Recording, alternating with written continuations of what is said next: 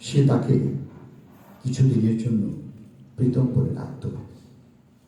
ওর বান্ধবীর নাম ছিল জয়লতা। নিরঞ্জন জয়লতা সম্পর্কে আমাকে কিছু বলেনি তেমন।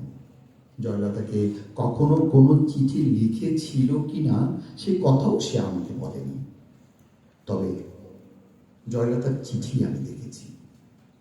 একটা চিঠি ছিল এরকম: প্রীতম, সময় গড়িয়ে যাচ্ছে, তুমি বলছো এখন দুঃসময়, কিন্তু আমি জানি সব সময় সুসময় যদি কেউ ব্যবহার করতে জানে তাকে। আমি বুঝি বেশি দিন নেই, যদি পারো এক্ষুনি তুলে নাও, নইলে অন্য পুরুষ ছিপড়ে খাবে আমাকে।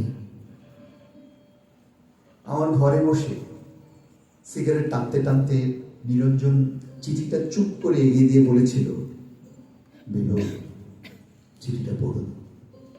আমি প্রথমে পড়তে চাই, পরে ওইটুকু পড়ে তার দিকে তাকিয়েছিলাম।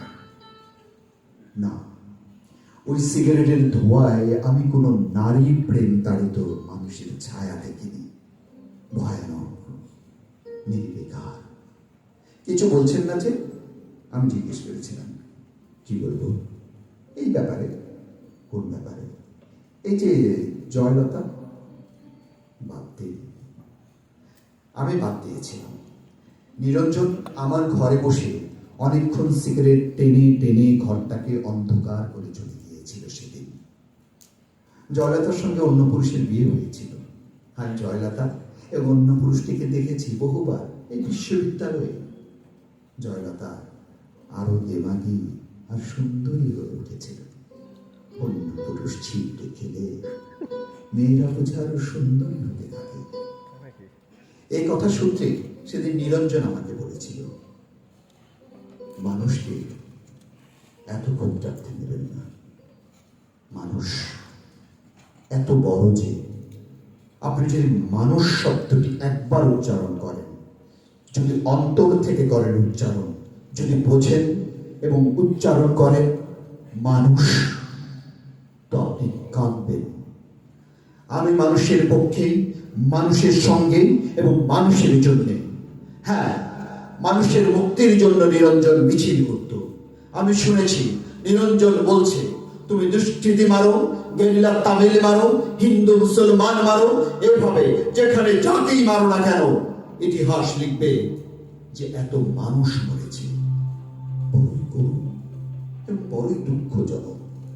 শক্তির সপক্ষে তুমি যারে মৃত্যু উল্লেখ করে উল্লাস করো না কেন, মনে রেখো মানুষই মরেছে। এই ভয়ঙ্কর সত্য কথা বলেই নিরঞ্জন মিছিলে হাত উঠিয়ে বলেছিল, এভাবে মানুষ মারা চলবে না, মানুষকে বাঁচতে দাও।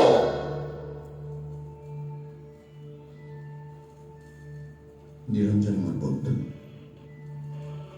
নিরঞ্জন বাঁচেন। তার উদ্যত হাতে লেগেছিল মানুষের হাতে বানানো বন্দুকের গুলি। বুকে লেগেছিল যেখান থেকে মানুষ শব্দটি বড় পবিত্রতায় বেরিয়ে আসত।